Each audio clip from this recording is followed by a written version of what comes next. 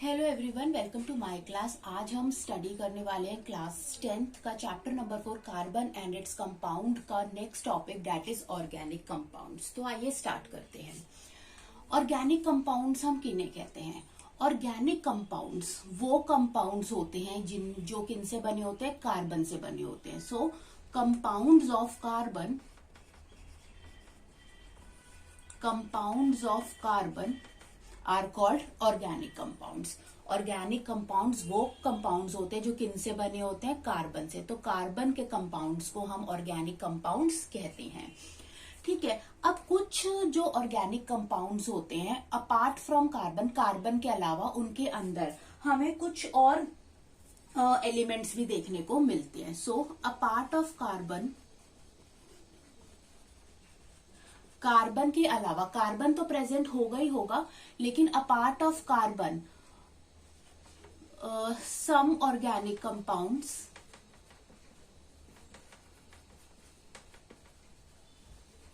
Also have hydrogen. उनके अंदर हमें हाइड्रोजन मिलेगा या फिर ऑक्सीजन मिलेगा एंड अदर एलिमेंट्स।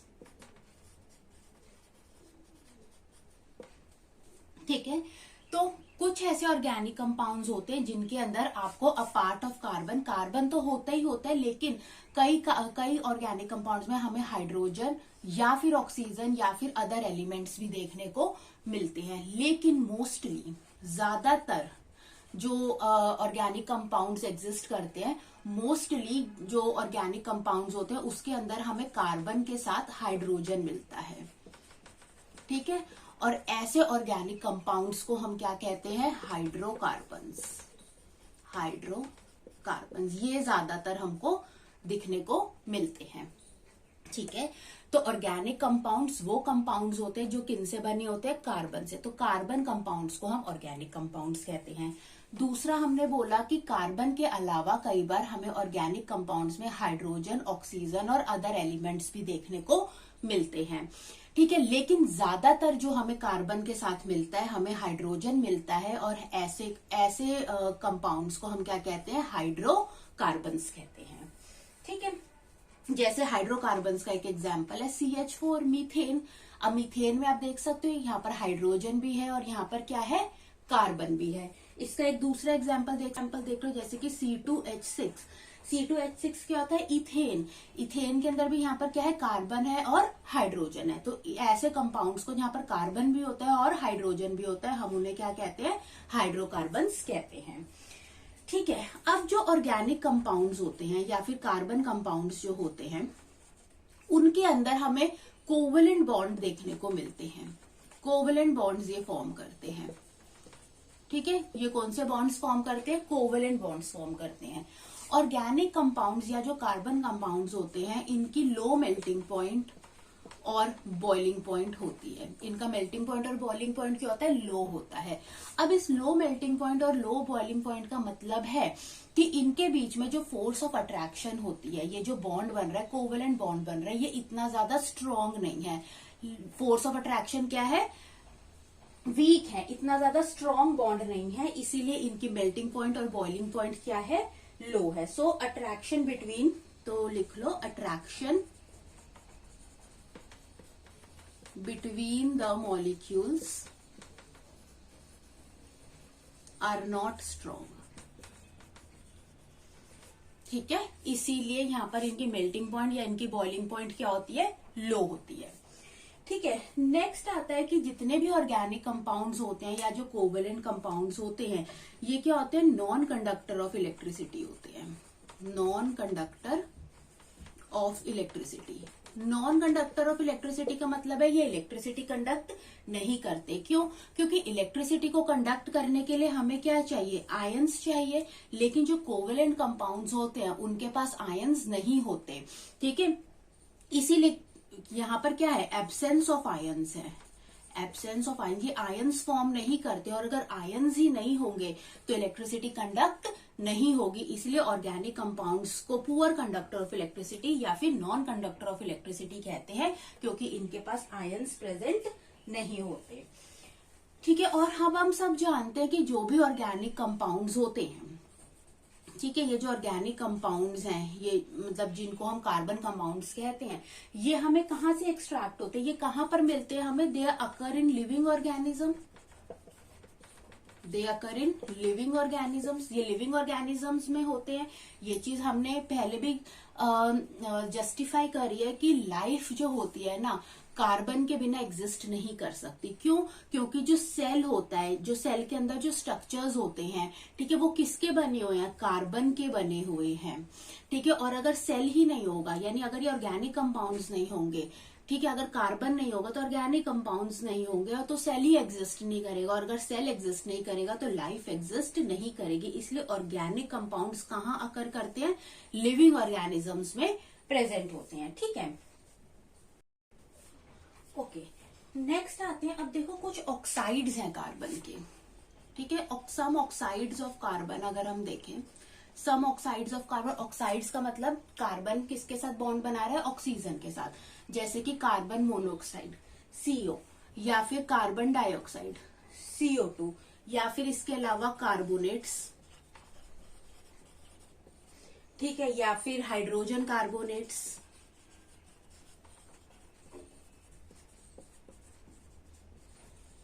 ठीक है, या फिर कार्बाइड्स, ठीक है। ये सारे क्या हैं? ये ऑक्साइड्स ऑफ कार्बन है, ठीक है। कार्बन मोनोऑक्साइड या carbon dioxide, carbonates, hydrogen carbonates, या फिर carbides, these are oxides of carbon.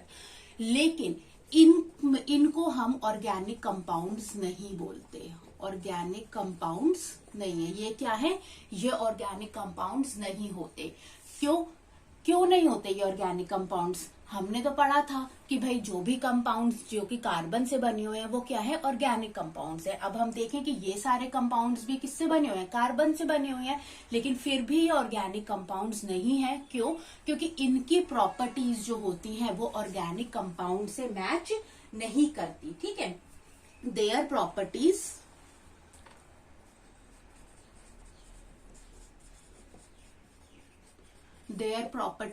are different from organic compounds,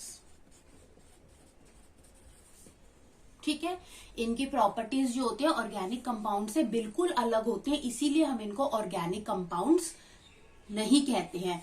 तो ये कौन से कंपाउंड्स होते हैं? इन कंपाउंड्स को हम इनऑर्गेनिक कंपाउंड्स कहते हैं, इनऑर्गेनिक कंपाउंड्स, ठीक है। ये कौन से कंपाउंड्स है? इनऑर्गेनिक कंपाउंड्स है। अब ऑर्गेनिक कंपाउंड्स की स्टडी को, जहां पर हम ऑर्गेनिक कंपाउंड्स की स्टडी करते हैं, उसको हम कहते हैं organic chemistry.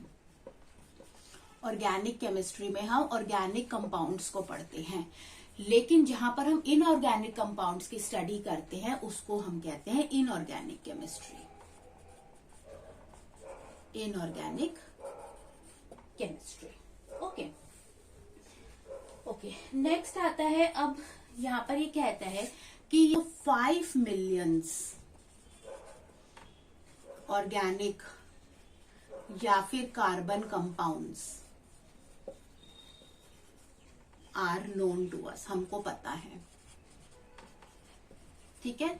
5 millions organic compounds या ऑर्गेनिक कंपाउंड्स एट प्रेजेंट हमको पता है। तो इतने ज्यादा अमाउंट में ये जो कार्बन कंपाउंड्स हैं ये एग्जिस्ट क्यों करते हैं? तो इसके पीछे 2 कारण होते हैं। इसके पीछे कारण है कार्बन की 2 unique properties. So they exist because of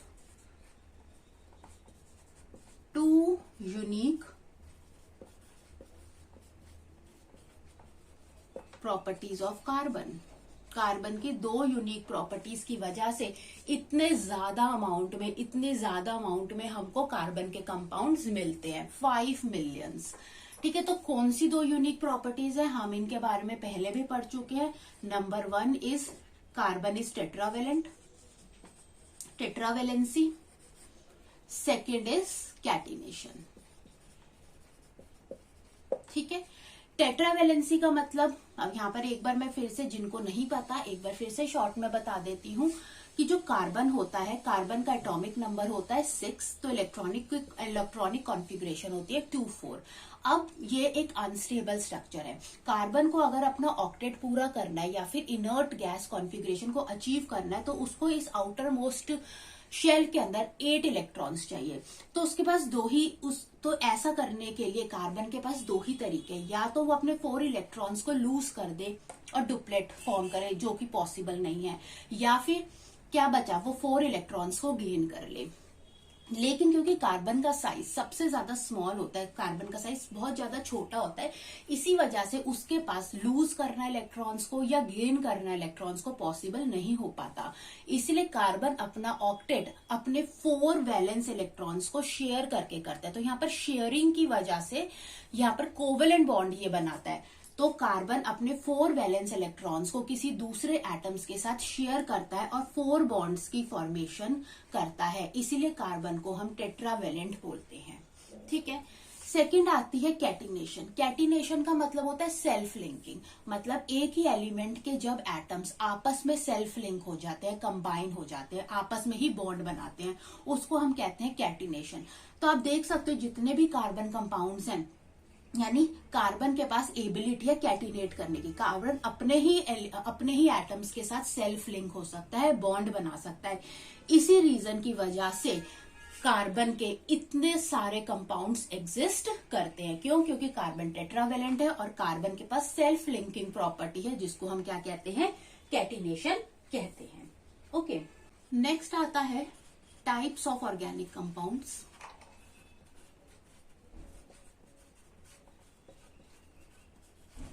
जो कि हमें इस चैप्टर में पढ़ने हैं, टाइप्स ऑफ ऑर्गेनिक कंपाउंड्स, जिसमें फर्स्ट हमने पढ़ना है हाइड्रोकार्बन्स के बारे में। हाइड्रोकार्बन्स कौन सी होते हैं? जो जिसमें हाइड्रोजन और कार्बन होता है। सेकंड हमें पढ़ना है हेलोएल्केन्स के बारे में। थर्ड जो होता है अल्कोहल के बारे में। फोर्थ जो होता है एल्डिहाइड्स के बारे में। फिफ्थ कीटोन्स के बारे में। और सिक्स्थ कार्बोक्सिलिक एसिड के बारे में। ठीक है। यहां पर ये जो अल्कोहल होता है, इनका फंक्शनल ग्रुप होता है OH।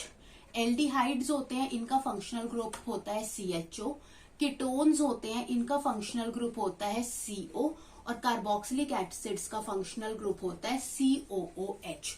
हाइड्रोकार्बन्स तो हमें पता है जो कि कार्बन और हाइड्रोजन के बने होते हैं। और जो हेलोएल्केन्स होते हैं RX। एक्स क्या होता है? कोई भी हेलोजन होता है। हेलोजन यानी कि कौन कौन सा हो सकता है? फ्लोरीन लगा है, क्लोरीन लगा हुआ है, ब्रोमीन लगा हुआ है या आयोडीन लगा हुआ है। ठीक है। तो इनको अभी हम बाद में आगे जाके डिटेल में पढ़ेंगे। ठीक है। तो हमने ये टाइप्स ऑफ ऑर्गेनिक कंपाउंड्स इस चैप्टर में पढ़ने हैं। तो आपको अच्छा लगा हो ये वीडियो तो आप इसे जरूर लाइक करें एंड सब्सक्राइब करें। Thanks for watching.